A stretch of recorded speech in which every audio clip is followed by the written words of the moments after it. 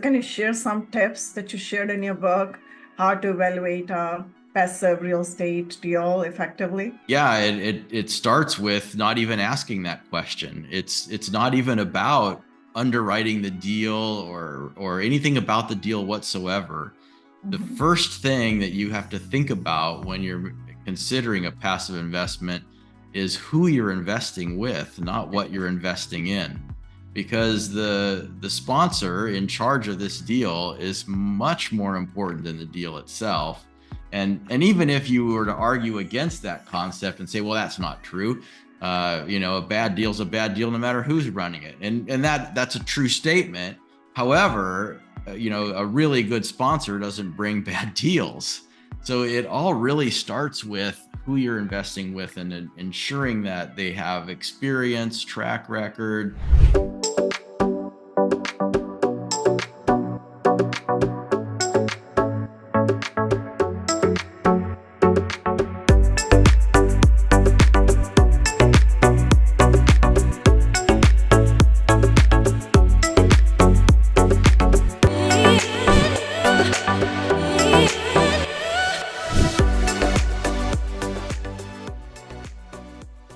This is the Real Estate Wife Show, and I'm your host, Vinki Loomba. As a real estate investor and a fund manager, I'm always excited to explore the world of real estate opportunities with you and for you. Today, I'm really thrilled to have Brian Burke with me. Brian Burke is a CEO and founder of Praxis Capital Incorporation. Welcome, Brian, to the Real Estate Thanks. Wife Show. Thanks for having me here, Vinky. This is going to be a fun day. Yes, exactly. A little bit about Brian. He has over 35 years of real estate experience and more than 800 million in acquisitions. He's a true industry expert that I can tell you. He's also an author of an insightful book, The Hands of Investor, an insider's guide to investing in passive real estate syndications. Many people are hesitant to invest in real estate, especially in today's market, due to all the complexities and the uncertain environments today's world.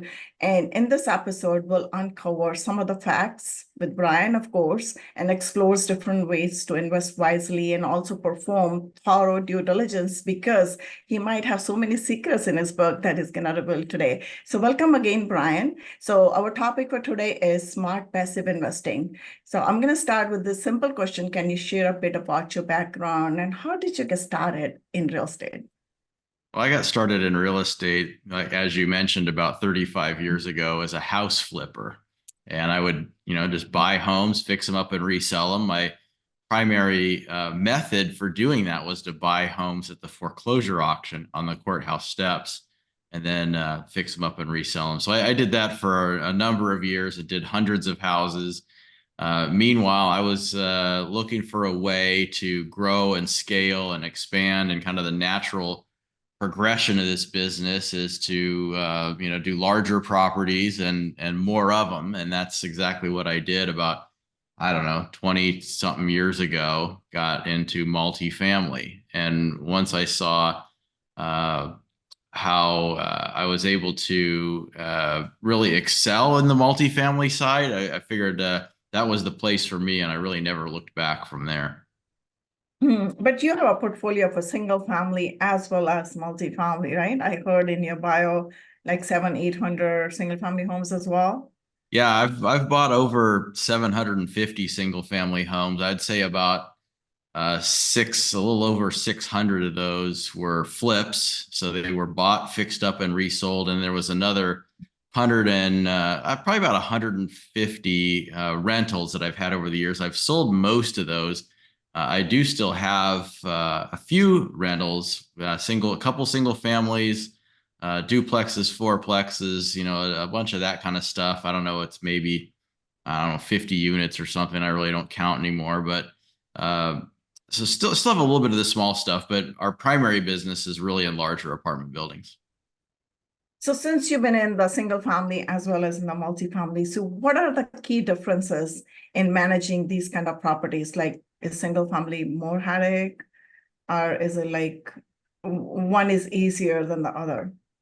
Well, it's hard to say that one is really easier than the other because it really depends on where you are in your career. If you're just getting started, managing multifamily would be completely overwhelming on a large scale when you're first getting into this business. But single family is something that a lot of people start with and certainly have a lot of success with. As you get a little more experienced and have a little bit more of this under your belt, single family becomes a complete pain in the butt. And it's really something that, uh, it's kind of not worth my time, in a way. And multifamily is a lot easier. And I have a full staff that does it, and properties have their own staff and on-site folks that work there, both in management and maintenance. And so it's really a lot easier, but for a novice, it's anything but simple. So it's really hard to define it as saying that one is easier than the other. You have an impressive career, and then you have about 800 million worth of AUM in real estate, right? So what are some of the biggest challenges that you have faced? If you can share that with us, that journey, going from single family to multifamily and then growing your portfolio to 800 million, that's a large number. Yeah, and that's a saying it that way is a little bit misleading, because the 800 million is how much we've acquired. Doesn't mean we still own it all at one time. So I think the most we've ever had at any one time is about 300 million. And that's certainly a lot more manageable than 800 million. But once you start growing, then it's just more zeros, right? But the biggest challenges comes with every phase of a growth cycle, and every time you invest in new asset classes or expand your portfolio, you're always pushing your comfort zone. And so I think one of the biggest challenges in this business that I've witnessed firsthand is just the discomfort of expanding your comfort zone and doing it the right way, not to get yourself in too deep where you're not only beyond your comfort zone, but beyond your skill set. So you got to balance expanding your comfort zone and pushing your limits without going so far that you are in way over your head and end up screwing it up. So when you said balance your skill set, because every time when you're acquiring something new property, because every property is a new project in itself, and it could come with its own challenges, right? So how did you brush up your skill set or adding on to your skills more? What was that learning experience like? If you can share that experience with us. Yeah, there were two different ways I've tried this, and I'll tell you that one way is certainly probably a lot better than the other way. The first way I tried it is I just experimented, and I would for example, I got into self-storage and built a self-storage facility, and that's a whole new business. I built a lakefront motel, a whole different business. And in doing those, I did that with my own money, with not using, investor money and that sort of thing, so that I could determine whether or not I really knew what I was doing. And what you find out is you don't know what you're doing. It turns into a total disaster. You lose your money, and you vow never to do that again. That's one way to do it, and it's an expensive and painful way to do it. Another way I've done it is I've brought on members to my team that have experience doing what I'm setting out to do. So when we expanded our multifamily platform into multiple states and much larger properties, I got people on my team that had extensive amounts of experience, about 100,000 units of experience to be more precise, and brought them on board to help build the portfolio, build out our scale and our systems and our management company and all those different elements to make sure that we did it right. Because now I'd done a lot of multi on my own with my own resources. I'd done smaller syndications with investors in several different states, but to really build a thick portfolio it's another animal. So having people come on that have that skill set is really critical. Yeah, I agree. And plus syndication is just like a team sport kind of thing. But when you found these people who had the experience that you were looking for, or you created these partnerships, what was that exercise like? Did you go through all the norming, forming, performing exercise, or how did you feel, okay, these are the right people that I want to partner with, and it's going to help me scale or grow my portfolio? Well, there's a lot of people that have a lot of intention in how they're creating their business, right? They say like, oh, I want to expand to this size. And in order to expand to this size, I'm going to need these people. And now they go out and try to find those people and vet them and examine whether or not they're going to really be helpful or really know what they say they know or have done what they say they've done.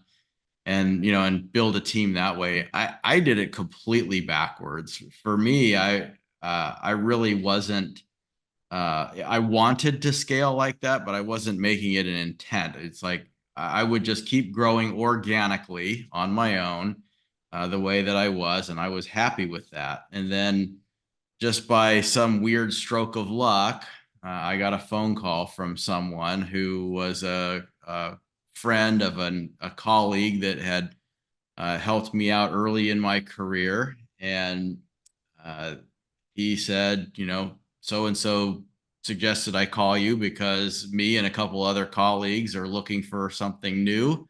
And he said that, you're the guy to talk to. And that's how I got my team is they really came to me. And these are guys that had multiple decades in the industry with each of them 20 to 40,000 units of experience over multiple decades, who were looking to get out of the institutional world and become a little more entrepreneurial. And it was just a perfect match for what I was looking to do, which was to get into new markets with larger properties, markets I hadn't been in before. They had been in those markets for the institutional companies that they had been working for all these decades, and were able to bring that experience, bring their relationships and all that stuff here, so that we could build something out very quickly. So it doesn't always happen where you are specifically going out to grow. Sometimes these things just happen organically and you're in the right place at the right time. You said it very well. Right place at the right time. It happens all the time. But when you're by yourself doing your solo thing, at that point, did it ever occur to you like I'm not enough or some kind of imposter syndrome or I'm looking for somebody or things are not happening, maybe I should look for something else, or you were happy, contented, whatever you were doing? Yeah, I was somewhat content with what I was doing, but knew that I really wanted to expand beyond the borders that we were relatively confined to. I mean, at that time, we were mostly buying almost exclusively in Texas, and I had a partner in Texas, but uh, that partner didn't have any experience outside of Texas. And he was actually a partner of mine here in California, and he moved to Texas so that he could, help manage and build a portfolio there. Uh, but to get into other markets, you'd talk to brokers and like, oh, so, what have you done here before? And it's like, well, nothing, but we have this great portfolio in Texas. And while that's helpful, it's nothing like unlocking the door when you say like, we've got 15,000 units of experience on our team in this market. There's no substitute for that. Right. So let me ask you this question. Share with me one memorable project that you still remember, one of your first projects, or maybe it could be second or third, that you still remember, or you thought about it, oh, I should have done something different. Or maybe that was the perfect approach for me to get here where I am today. Well, I always refer back to a project that was one of my early multifamily syndications, and it was right around just before the 2009 great financial collapse. And I bought this property for half of what the guy before me paid, so I thought that that was probably a really good buy. And then I got taken to school by the economy when it completely collapsed, because about a week after I got the property renovated and like 98% occupied and a waiting list and all that kind of stuff, Bear Stearns collapsed, and the whole economy just tanked. And I used to joke that half the units were empty and the other half weren't paying. And while that was a bit of an exaggeration, it certainly is how it felt. And I quickly learned a lot in this business about how leverage can help you and hurt you. In this case, it was hurting me. I learned a lot about how powerful the economy and the markets are. I learned a lot about how you can violate uh, averages when you have a small property. So if your market's 80% occupied and you have a fourplex, you could still be 100% occupied in a fourplex. But when you have hundreds of units, you're going to reflect the market averages and you're going to be at 80%, like it or not, or your rents are going to be really, really low. And that's the way you're maintaining occupancy. So I learned that, when the occupancy falls, your occupancy is going to fall and that's going to hurt. So I learned a lot about how to underwrite in this business. I learned a lot about how to avoid over leveraging. I learned a lot about a lot. And I learned it because I was paying attention, and I was paying attention because there was not enough money from this property to service the debt. So I was either going to have to hand the keys back to the lender and lose all my investors' money, or do what I did, which was I dipped into my pocket and paid the mortgage payment, all $15,000 of it out of my pocket every single month. And I thought I'd do that for a month or two. Turned out I did it for about 3.5 years. Wow. So when you're taking money out of your pocket to salvage a deal, you're really paying attention. There is no other time when you're paying closer attention. And I really learned a lot of lessons. And at the end of the day, we ended up selling that property, and everybody got their money out and made a return and everything else, and it was all fine. But that could have gone a lot of different ways, and it could have been a career ender. But instead of being a career ender, it's really what built me into the career that I have today. And I would not be where I am right now if I didn't go through that experience. Yeah, you learn from your experience a lot. And then I'm going to ask you one follow-up question on this. You said a couple of good things there. You said leverage can help you or hurt you. Wanted to ask you a follow-up question on that how can you create a strategy for yourself going forward, or what have you done for yourself that is not hurting you every time when you're using the leverage? And you're like a little bit on the safer side, even though you cannot predict a lot of things, but what is the going forward strategy for you? Well, there's two things that I pay very close attention to when I'm considering how we leverage a project. One is I just don't do short maturities. One of the biggest death sentences in this business is to have a loan mature at an inopportune moment. And even, the loan that I had in this deal I was talking about did not have a short maturity. I still learned what it's like to be in an adverse market. And if you were forced to sell at an inopportune time, that would be disastrous. And the only reason that I made it out of that deal was because I didn't have a loan maturity facing me in the middle of that crisis. So that was something I really emphasize now is, I'll do 7-year, 10-year loans, but I don't even really like 5-year loans. I suppose in the right set of circumstances, maybe a 5-year could make sense once in a while, but I just really don't like them. So all of the loans that I've had in our portfolio for the last, 5 years or more are 10-year maturities. The other thing is I don't like high leverage points.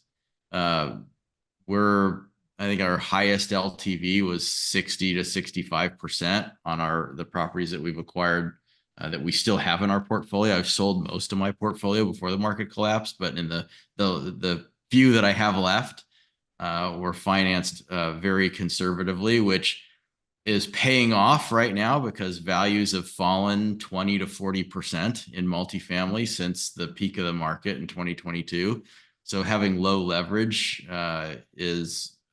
makes a big difference, because the high leverage borrowers right now are getting foreclosed or running into all other kinds of really difficult challenges, and we're avoiding the worst of that. I think those two things are probably the most important things you can think about when you're acquiring: low leverage, long maturities, and you can survive an adverse cycle. Yeah, and then the other question that I have for you is, like you said, you were paying on your own for 3.5 years, because we had a similar scenario with me and my husband when we were in the single family. So one of our properties, we ran into an issue with one of the renters. So what she did was she lost her job, and she hung the keys inside the unit, and then she left, and we didn't even know a couple of months because nobody went to collect the rents. And when somebody got there, saw the unit was empty. And then there was a rental was kind of high because it was in the posh area. So we did it like, I kept it for 6 months. We couldn't find the tenant. And eventually my husband was like frustrated. We sold it. He didn't want to keep it longer. But now if I look back and think about it, if we kept that property, that's like millions of dollars of worth now. And then we could have done that, but we didn't have the patience and we didn't have the bandwidth to, keep on going with the monthly rent for that particular unit. But you kept yours for 3.5 years paying from your pocket. So is there like specific strategy for you? How did you do that? I'm pretty sure you have multiple other income sources that was supporting you because you had, multiple units. We had like only 3 or 4 at that time. The scenario that I'm sharing with you. Yeah, well, I was very fortunate in two things. One, that the payment was only 15,000, not 150,000 a month. And in larger buildings, payments of 150,000 a month are not uncommon at all. So that was one advantage. The other advantage is that at that moment, kind of the worst of the economy was happening. And remember, I started out as a house flipper buying foreclosures, and what was in abundance in 2009, 10, and 11 was foreclosures. So I was doing a massive amount of fix and flip foreclosure volume during that period of time. And that's what was enabling me to feed that investment.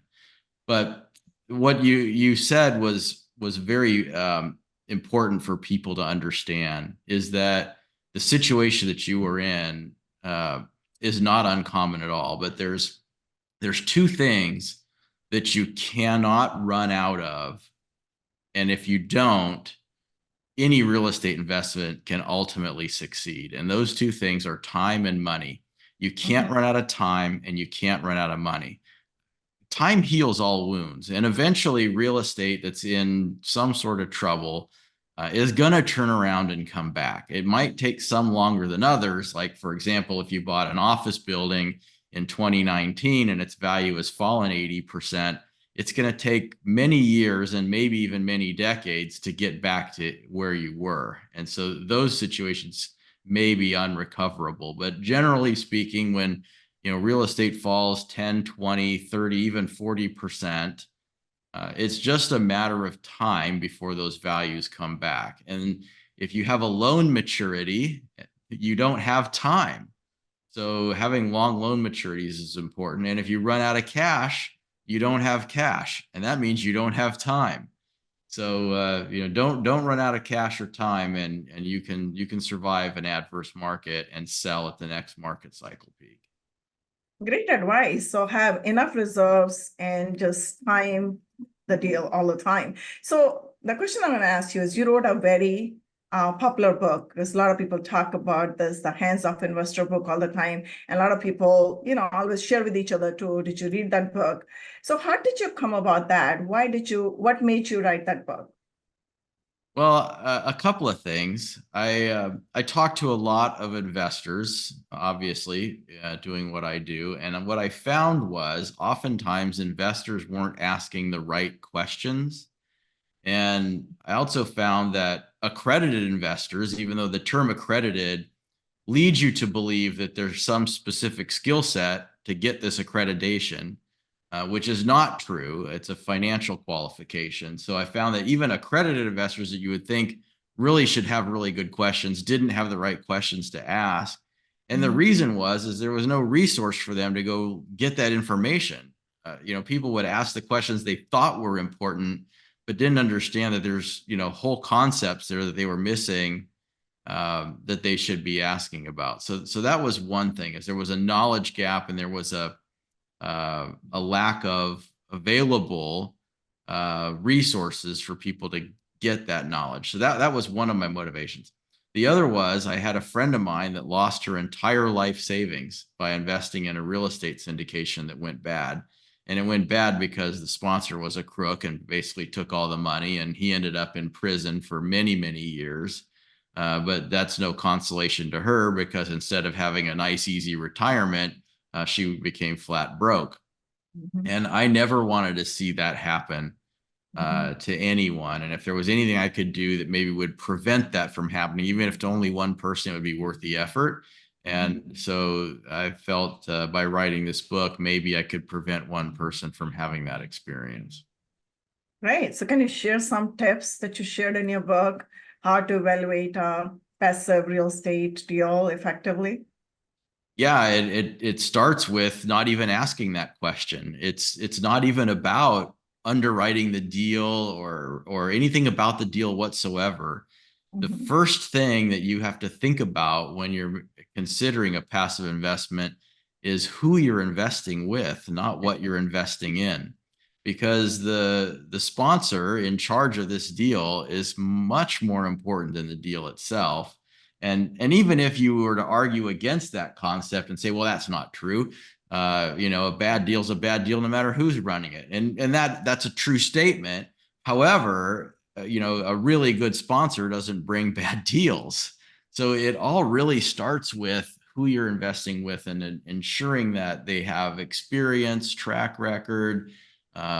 They've been through market cycles. They operate conservatively. They make good decisions. The challenge is all those things are difficult to quantify. So when Mhm. people want to invest passively, they oftentimes find themselves zeroing in on things that are easy to quantify, such as what's the projected return, Mhm. what's the profit split, how much are the fees, what are the rents and what's the rent growth, and they focus on these numerical measurements because they're easy to measure. And the quality of the person that you're investing with is very difficult to measure. So people have a tendency to want to skip that step and just go straight to the easier things. But you can't do that. You really need to find who you want to invest with first. And then once you've figured that out, then you invest with what they bring you that looks good. You said it very well. Jockey is very important in this case, and because if the operator is good or the syndicator is good, they can turn the bad deal into a good deal too. Because sometimes people invest in the distressed deals; those are the bad deals, but they turn those deals into good deals and they make money from that. And the thing is that you need to work with somebody who is just like steward for your capital, not necessarily just looking for their share and gonna walk away once they have their acquisition fee paid and not worry about the deal. That's very well said. Thank you so much. So other thing I read about in your bio was that you have some proprietary software that you developed by yourself. So share with me, what was the story behind it? How did you do that? And what was the motivation? Yeah, I've actually developed a few software packages for our company, and the first one was it came about from my experience in the foreclosure buying world. When I first started in this business in 1989, the internet was a brand new thing. Computers didn't do very much, but they did do a little bit. And so back in those days, when you would go to a foreclosure auction, you would really literally cut out the notice in the newspaper about this foreclosure auction, and people were carrying those down to the courthouse steps and then trying to figure out what was going to auction that day. And they're shuffling through papers and files, and they're bringing boxes with them, and it was just crazy. There's got to be a better way. So that's when I developed my first software platform that was designed to help me create a system for tracking all these foreclosure sales, doing title searches, determining lien priority, calculating bid amounts, storing market values and drive-by condition notes and all the different elements involved with bidding at foreclosure sales, so that when I would show up to the auction, I'd just have one single sheet of paper that had every bit of information on it. And I always knew more about every property than anybody else there.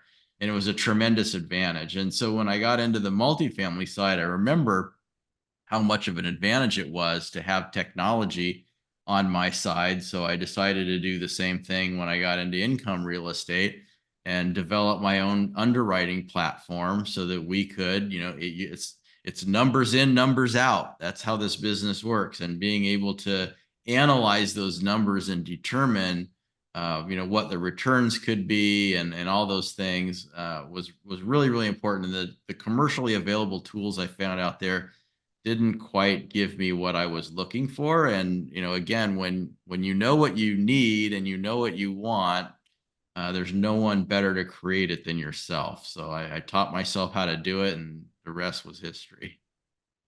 So that was during the internet days in 89 and 90. I remember at that time it was just being launched. So now it's a paradigm shift. We are stepping into infinite world. That's what I will call the AI space. So are you looking to do something with this new technology or already doing that?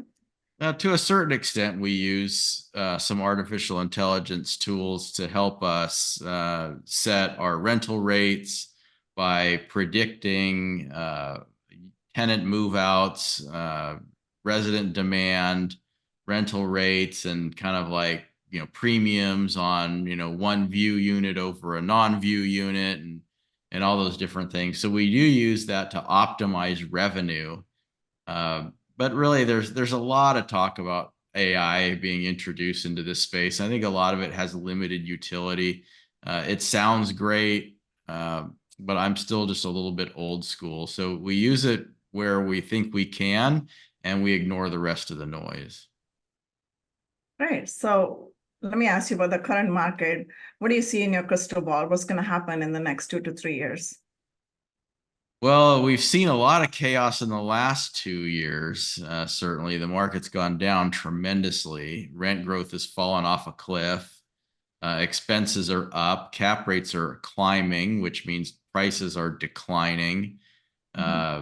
So there's been a lot of challenges in the last couple of years. And as with anything, the pendulum always swings a little too far in each direction before it finds its point of equilibrium. And I think that's going to happen. The market will get its legs back underneath it, and it'll pick itself up, dust itself off, and continue on.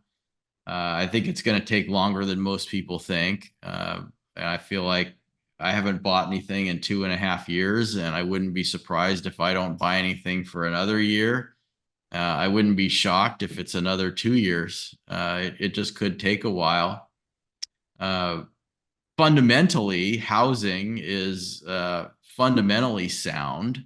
There's a lot of demand for housing.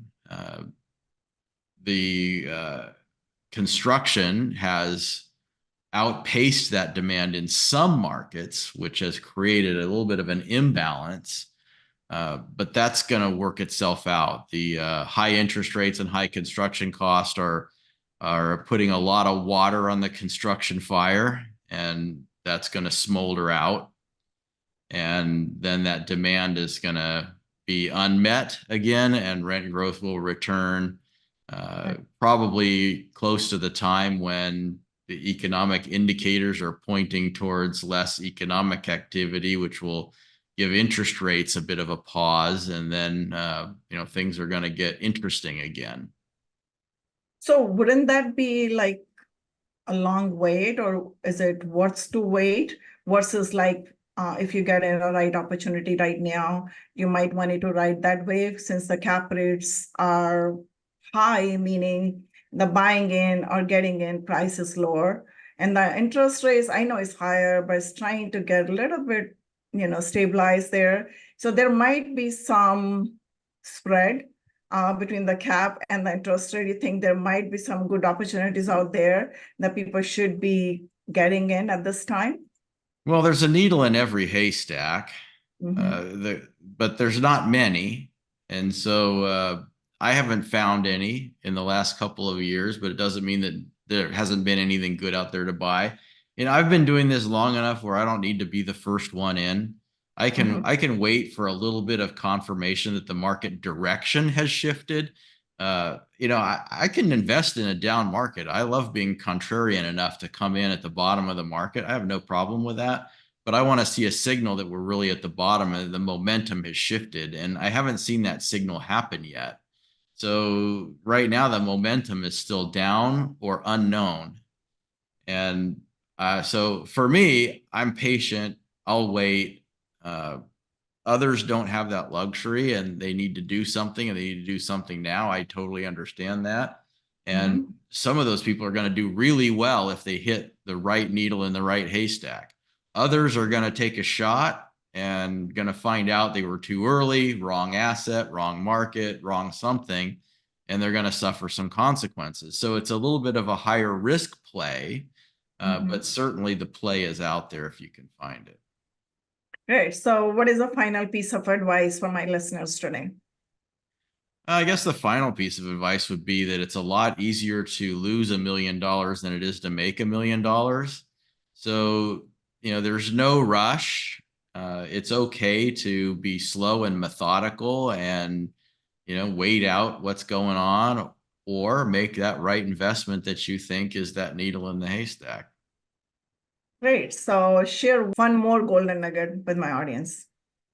It could be Another that, could be anything. Another good golden nugget. Well, I think I would have to go back to the golden nugget I shared a little bit ago, which is that time heals all wounds, Mhm. and that goes both ways. So if you're in an investment that isn't going well, if that investment isn't going to run out of time or money, you're going to recover from it. But if you're on the side of like, hey, I haven't bought anything yet, when time heals the wounds of the others, it also lifts you up. So, your investment will grow as a result of, that tide shifting and lifting all boats. Great. Thank you for that golden nugget. Always have enough time and enough reserves. I really like that. So this brings us to our rapid fire round. I'm going to ask you 5 questions. You're going to answer it one word or one sentence only. Are you ready? I'm ready. Let's do it. All right. So what is one of the most important thing that you've learned in your life, and how did your life change after learning it? Oh, that's a hard one. Don't over leverage. I like that. Share one good book that you like and recommend to my audience. Outside of my own, I like this book called Real Leaders Don't Do PowerPoint because it teaches you how to like convey your message, like when you're giving presentations. And a lot of this business is about communicating your plan and your message. And if you can't effectively communicate your plan and your message, it's very difficult to be successful. That's true. I like that actually, because in the PowerPoints, either you have the PowerPoints, maybe just one image and very, very less uh, kind of information or the data, because otherwise it's kind of a scattered energy. Either people are looking at the presentation or listening what's coming out of your mouth, the focus is not there 100%. The attention span is not there. Thanks for sharing. Exactly. So in one word, what does life mean to you? Well, that's a good question. I'm still trying to figure that out. Still trying to figure that out. I don't know. I'm very narrowly focused into, well, I guess I would say balance. Balance is probably the best way that I can put it. I like to have a work-life balance, and that gives you balance all the way around. So I think balance would probably be the best word I could come up with. I like that. I'm Libra. I'm always looking for balance. So I like that answer. What is your biggest passion? My biggest passion is aviation and travel. I'm a pilot, so I like to fly anything that flies, and I also like to travel and go places. Wow, I didn't know about that. We need to do another show on that, from pilot to real estate. I need to capture that. Well, yeah, and I guess pilot came first because I got my license when I was in high school. So I was only 17 years old when I got my pilot's license. Wow, nice. We need to hear about that too. Maybe we'll have another episode on that. So if you could turn back in time and talk to your younger self, what would you tell yourself and why? I would tell myself to just allow it to happen. People always want to say like, "Oh, I wish I didn't do that bad deal," or "I wish I didn't get into that investment." And the reality is all of those bad experiences are what build you into who you are today. So you just have to, allow that to happen and learn from it and not tell your younger self, don't do that deal because it was painful. Because then you ruin the whole rest of everything else you built towards. That's true. Because if you had done something else, you would have been somewhere else. That it would have been total different trajectory than where you are now. So it's just like, and then you said it very well, let it happen, because life always happens for us, not to us. So, but the only problem with us is when the realization comes, we are like way too old. That's very true. That's very true. I guess I can say that because I started so young that when all the bad things happened, I still had a lot of years left. If nowadays I don't want to make mistakes anymore. So I don't think there's room for mistakes anymore for you. But how can people reach out to you? Share that with me. Well, I would agree that that's mostly true, but we're always going to make mistakes no matter what. We never get exemption from making mistakes. So we're always learning. Life is a learning process, and it doesn't matter how long you've been living it. Sometimes when you think you've seen it all, you see something you haven't seen.